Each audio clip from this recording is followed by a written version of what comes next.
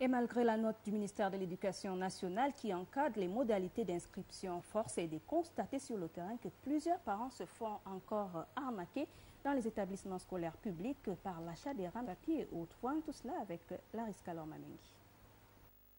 Cette note de service à l'attention des directeurs d'académies provinciales, des directeurs de zones académiques, des chefs de circonscription scolaire et des chefs d'établissement, signée du secrétaire général du ministère de l'Éducation nationale, apporte des éclaircissements sur les exigences de fonctionnement des établissements scolaires publics. En clair, elle fustige les comportements déviants pourtant proscrits par la hiérarchie du ministère, mais qui continuent d'être manifestés dans les écoles publiques. On parle ici de l'exigence pour les parents, en plus des frais d'inscription, d'apporter des rames de papier et papier toilette. Par cette note de service, le ministère s'inscrit en faux dans cette pratique qu'il juge inopportune.